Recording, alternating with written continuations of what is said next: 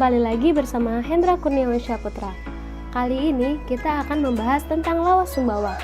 Kalian tahu gak sih apa itu lawas? Nah, menurut Bapak Ahmad Zuhur Mukhtar yang dikutip di laman ihinsolihin.wordpress.com, lawas adalah seni sastra yang sangat menonjol di tengah kehidupan masyarakat. Bagi tahu Samawa, lawas bukanlah sekedar seni sastra. Namun, lawas juga sebagai bentuk media hiburan yang dapat dipertunjukkan atau dipertontonkan. Lawas ini diwariskan dan diturunkan dalam bentuk lisan oleh leluhur orang Sumbawa. Lawas juga menjadi sumber dari segala sumber seni. Ia bisa dilantunkan ke dalam berbagai bentuk seni, misalnya seni balawas, rabalas lawas, malangku, badede, badia, bagandang, bagesong, dan sakecok. Bahkan dalam bertutur atau bercerita pun bisa disampaikan dalam bentuk lawas.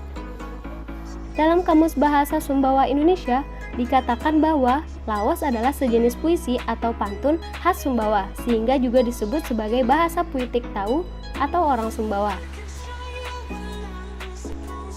Lawas terdiri dari 3 baris dalam 1 bait, atau ada pula yang terdiri dari 4 atau 6 baris. Bedanya dengan puisi atau pantun Melayu terletak pada suku kata di dalam setiap barisnya. Kalau pantun 7 suku kata, maka lawas terdiri dari 8 suku kata dalam setiap barisnya. Jika lebih, maka membacanya akan sangat sulit. Lawas ini biasa dilisankan atau dilantunkan pada upacara-upacara tertentu, misalnya pada upacara nyorong yang merupakan bagian dari prosesi pernikahan. Lawas sebagai puisi lisan tradisional masyarakat Sumbawa hingga sekarang masih dapat kita jumpai atau nikmati dalam berbagai bentuk pertunjukan di Sumbawa, walau sebagian orang Sumbawa sudah tidak lagi mengenal atau lebih tepat disebut dengan tidak bisa balawas.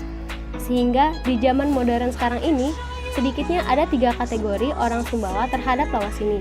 Yang pertama, tidak bisa balawas atau membuat atau melantunkan, namun mengerti akan makna dan filosofi dari lawas tersebut.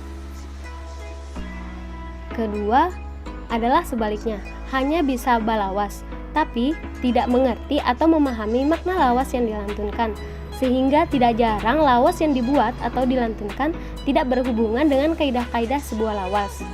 Ketiga, banyak di antara orang Sumbawa yang tidak bisa balawas dan sama sekali tidak mengerti pula makna sebuah lawas. Lawas-lawas ini biasanya dipertunjukkan dalam 2 bentuk, meliputi pertunjukan di panggung dan pada saat orang bekerja di sawah dan di ledeng atau saat gotong royong membangun rumah, mengasuh anak, upacara adat, dan pada kegiatan barapan kebo atau karapan kerbau. Yang kesemuanya itu merupakan tradisi dan budaya masyarakat Sumbawa. Lawas juga dilantunkan pada saat beraktivitas, misalnya untuk mengurangi rasa sepi, sebagai hiburan, mengalihkan perhatian dari pekerjaan yang dilakukan, bahkan untuk melakukan kritikan-kritikan terhadap penguasa. Kehadiran lawas di Sumbawa awalnya tidak diketahui secara pasti, namun diperkirakan dibawa oleh pembantu-pembantu Sultan Sumbawa yang pulang berguru agama Islam di Aceh dan Semenanjung Melayu dan Banjar. Dihubungkan ke sana karena lawas sangat mirip dengan pantun Melayu yang membedakan di suku kata. Lawas 8 suku kata sedangkan pantun 7 suku kata. Begitu pula dengan bentuknya. Pantun diawali dengan sebuah perumpamaan atau ibarat, baru keisi. Lawas pun demikian. Masyarakat Sumbawa mengenal perumpamaan atau ibarat itu dengan ebat. Ebat ini diambil dari lingkungan seperti tumbuh-tumbuhan dan lain-lain. Sebuah contoh lawas yang biasa diperuntukkan bagi pengantin baru misalnya mengambil perumpamaan kepada bunga oyong atau dalam bahasa Sumbawanya tamuruk. Namara kemang tamuruk, kekar asar gugir subuh, marasi konang sangara. Lawas ini mengingatkan pengantin baru agar tidak seperti bunga oyong atau tamuruk yang mekarnya sore hari namun gugur dan layu di waktu subuh. Maknanya bahwa apalah artinya membangun sebuah rumah tangga yang hanya sesaat, padahal siapapun pasti menginginkan rumah tangga itu kekal sepanjang hidup. Dari itu, orang tua berharap agar rumah tangga itu bisa bertahan hingga ajal menjemput seperti yang terlukis dari sebuah lawas. Mara punti gama untung, den kuning nuten ritana, mate bakolar kilolo. Pohon pisang dilambangkan sebagai contoh yang pantas ditiru. Walaupun dahannya mati dan menguning, ia takkan lepas dari pohonnya.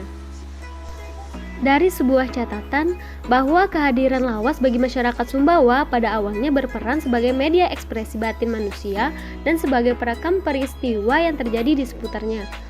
Apa yang tampak atau yang dipikirkan oleh masyarakat Sumbawa tempo dulu biasanya akan disampaikan melalui lawas.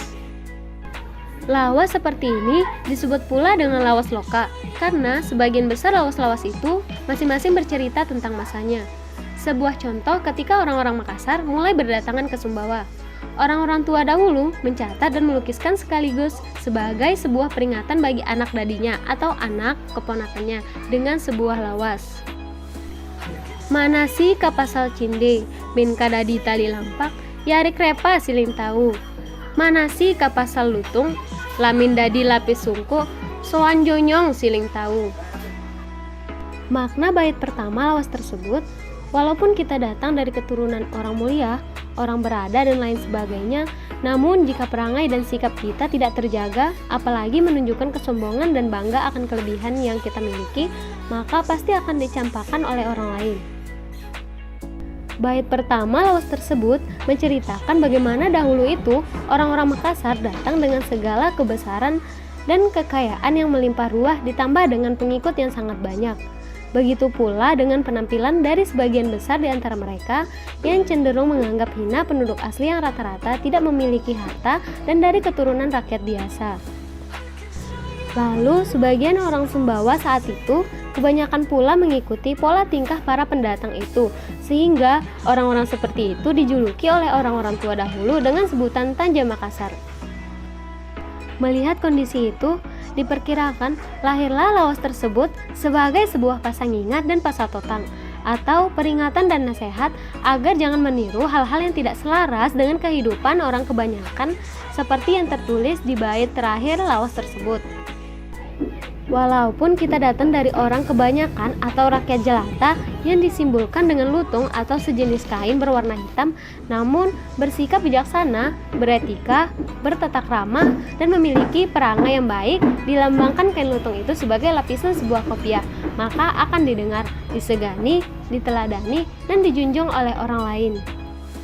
Masyarakat Sumbawa juga mengenal sejumlah lawas seperti lawas akhirat dan lain sebagainya.